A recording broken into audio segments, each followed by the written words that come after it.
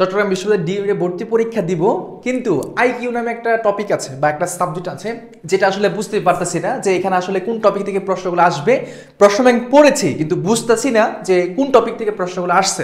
তো আজকের এই ভিডিওতে আমরা ফাউল এবং ফাইনাল একটা সাজেশন তোমাদেরকে দিব, সেটা হচ্ছে আইকিউ থেকে।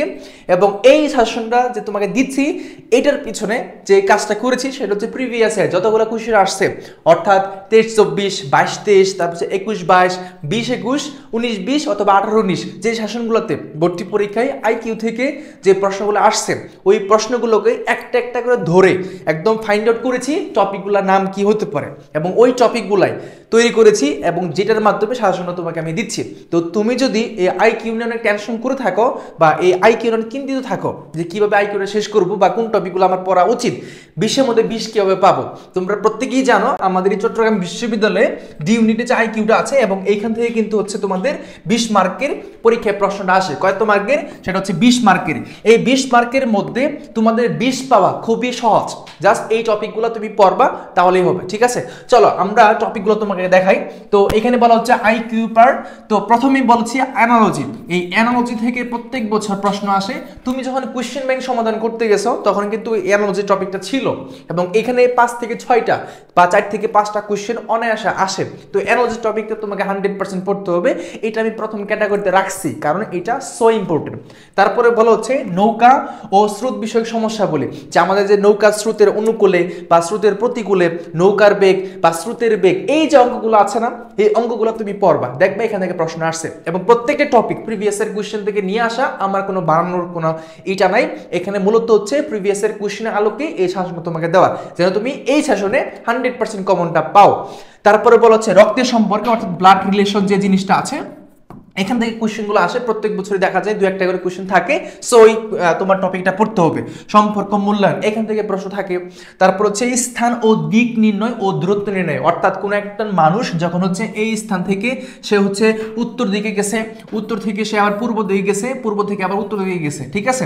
তো এই পয়েন্ট আর এই পয়েন্টের মধ্যবর্তী দূরত্ব কত, এই যে দূরত্ব নির্ণয় বা দিক নির্ণয় তোমাকে বলা হচ্ছে সে একজন ব্যক্তি, সে প্রথমে হচ্ছে তার কোন দিকে গেছে, সে হচ্ছে উপর দিকে গেছে, যাওয়ার পরে সে ডানে ঘুরছে, ডানে ঘুরে আবার হচ্ছে বামে ঘুরছে। এই যে দিকগুলো আছে এই দিকগুলোই হচ্ছে এই টপিকের সাথে রিলেটেড। তারপর হচ্ছে সংখ্যার দ্বারা, যেটাকে আমরা সিরিজ বলতে পারি। এই সিরিজের মধ্যে সসীম দ্বারা বা বর্গের একটা অন্ত থাকে, যেমন ধরছে 2, 4, 6, 8, এখানে ডট ডট দিয়ে বলতে পারে 20তম পদের মানটা কত হবে। এরকম যে অঙ্কগুলো আছে এগুলো কিন্তু মানে সংখ্যার দ্বারা এবং বর্ণের দ্বারা থেকে আসতে পারে। তো সংখ্যার দ্বারা বলতে বোঝাচ্ছে নিউমেরিক্যাল কিছু, আর বর্ণের দ্বারা মানে হচ্ছে ধরো হচ্ছে এরকম একটা অঙ্ক আসতে পারে a/1, তারপর হচ্ছে b/2, এখানে c/1, এখানে কত হবে, এরকম রিলেটেড অঙ্কগুলো তোমার আসতে পারে।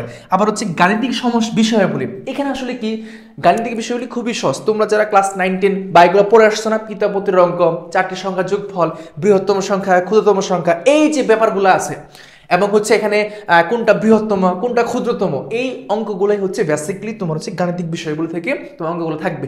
শতকরা নির্ণয়ের অঙ্ক আসতে পারে, ঠিক আছে? সমানুপাত, অনুপাত, এখান থেকে প্রশ্ন আসতে পারে। ওই টপিকগুলোই হচ্ছে আমাদের এখানে গাণিতিক বিষয় বলি। তারপর হচ্ছে ফাইন্ড আউট ওড নাম্বার, মানে কোনটা ভিন্ন কোনটা ভিন্ন। এখানে ধরো 4টা অপশন থাকে, 4টা অপশনের ভিতরে তোমাকে বলা হচ্ছে যে এখানে নিচের কোনটা মানে ওড নাম্বার। ধরো হচ্ছে এখানে 4টা অপশন আছে, এ, বি, তারপর সি, তারপর হচ্ছে ধরো ডি। এই 4টার ভিতরে 3টা সিমিলার হবে, মানে একই শ্রেণীভুক্ত হবে, কিন্তু একটা অপশন আছে যেটা ডিসিমিলার, যেটা অভিন্ন, ওইটাই হচ্ছে তোমার আনসার। তো এই ক্ষেত্রে এই টপিকটা খুবই গুরুত্বপূর্ণ। পরবর্তী স্লাইডে দেখো তোমাকে বলা হচ্ছে সাংকেতিক বিন্যাস ও পুনর্বিন্যাস, যেটাকে আমরা বলতে পারি যে কোডিং এবং ডিকোডিং, ঠিক আছে? কোডিং এবং ডিকোডিং, এই কোডিং এবং ডিকোডিং থেকে প্রশ্ন কেমন হতে পারে, যেমন ধরো হচ্ছে বলা হচ্ছে a b c d equal হচ্ছে 1 2 3 4, আবার বলা হচ্ছে E F G H what, মানে এখানে কি হবে। তাহলে এখানে কি বুঝতেছো, সেটা হচ্ছে এর মানটা হচ্ছে 1, বি এর মানটা 2, সি এর মানটা 3 এন্ড ডি এর মানটা 4। এই রিলেটেড অঙ্কগুলা তোমার আসবে, ওইটার মতো করে তুমি এটা শূন্যস্থানটা পূরণ করবে, সেটা কোডিং এবং ডিকোডিং। এবং এইখানে আরেকটা অঙ্ক আসতে পারে, সেটা হচ্ছে কি, ধরো হচ্ছে 4 গুণ 3 ইকুয়াল হচ্ছে 16, এখানে দিল হচ্ছে 12। প্রশ্ন হচ্ছে 5 গুণ 6 ইকুয়াল হোয়াট, এখানে কত হবে বলো তো ভাইয়া? একদমই সহজ। এখানে 4 গুণ 3 দিলে কখনোই মানে আমার 1 6 1 2 তো হয় না, কেমনে আসছে ওই লজিকটাই তোমার এখানে কাজে লাগাইতে হবে।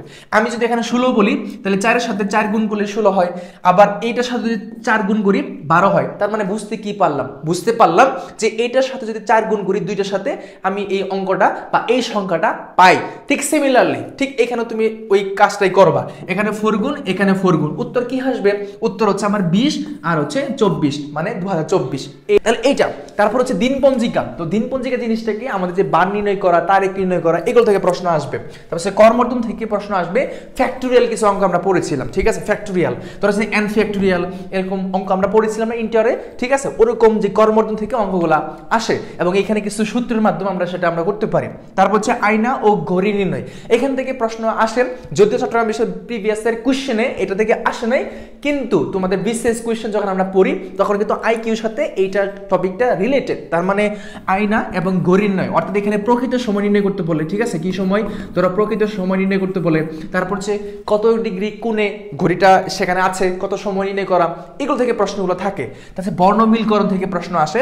আর হচ্ছে সংখ্যা সম্পর্কিত সমস্যাগুলি, যেখানে কিনা বিভিন্ন ধরনের সংখ্যা সম্পর্কিত সমস্যাগুলো থাকে, ঠিক আছে? মানে যেটা মানে প্রবলেম সলভিং যেটা আমরা বলতে পারি। তাহলে এখানে যে টপিকগুলো বলা হচ্ছে, অর্থাৎ এর আগের স্লাইডে 8টা টপিক ছিল আর এখানে 6টা টপিক, তার মানে হচ্ছে কত? সেটা 14টা টপিক। তুমি যদি এই 14টা টপিক খুব ভালোভাবে 100% একদম উইথ এক্সপ্লেনেশন সহ তুমি পড়ো, দেখবা আইকিউতে তুমি 20-এর মধ্যে অনেকটাই পাবা, ঠিক আছে? তো এটা আসলে কঠিন কিছু না। অনেকেই মনে করো যে আসলে আইকিউ অনেক কঠিন, না কঠিন না। তুমি হয়তো প্রশ্ন ব্যাংক পড়ে বুঝতে পারো না যে কোন টপিক থেকে প্রশ্ন আসছে, ওইটার জন্য আমি টপিকগুলো তুমি লিখে দিলাম। তুমি এখন সুন্দর করে একটা একটা করে ধরে ধরে তুমি শেষ করতে পারবে এবং আইকিউ তো তুমি অবশ্যই একটা সারা স্কোর করবা, ঠিক আছে? তো আশা করছি তোমরা এই আইকিউ টপিকটা একদম ভালোভাবে বুঝতে পারছো। এই টপিকগুলোই পড়বা। এই চট্টগ্রাম বিশ্ববিদ্যালয়ে ডি ইউনিটে আইকিউ থেকে যে 20 মার্কের পরীক্ষা আসে সেখানে তোমরা অবশ্যই সর্বোচ্চ স্কোরটাই করবে এবং এইটা সুন্দর করে খাতায় লিখে অবশ্যই কমেন্ট সেকশনে ডান লিখবা যে আমি এটা সেটা লিখেছি। এবং সাবজেক্ট ভিত্তিক কোনো ধরনের কোনো প্রশ্ন থাকলে তোমরা অবভিয়াসলি জানাবা এবং সেই অনুযায়ী তোমাদেরকে অবশ্যই সেই তথ্য দিয়ে দেওয়ার চেষ্টা করব। আর তোমরা প্রত্যেকেই জানো আমাদের হচ্ছে 2টা ব্যাচ রানিং আছে। একটা হচ্ছে আমাদের যে এক্সাম বেস আর একটা হচ্ছে ইংলিশ ফাইনাল বুস্টার ব্যাচ।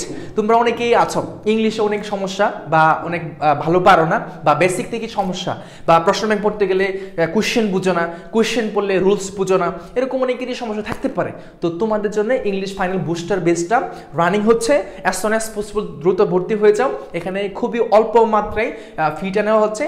এখানে তুমি সর্বোচ্চটা পাবা। অনেকের কোশ্চেন যেটাকে কি পড়ানো হবে সাবজেক্ট ভিত্তিক বলতে গেলে টপিক ভিত্তিক গ্রামাটিক্যাল এর সাথে তোমাদের হচ্ছে প্যাসেজ, গ্রামাটিক্যাল, ভোকাবুলারি সবগুলোই পড়ানো হবে এবং টপিক ভিত্তিক আকারে প্রিভিয়াস এর যতগুলো কোশ্চেন আসছে মানে বিসিএস কোশ্চেন, অ্যাডমিশন, জব সবগুলা কোশ্চেনকে টপিক ভিত্তিক আকারে সুন্দর করে তোমাকে এগুলো পড়ানো হবে।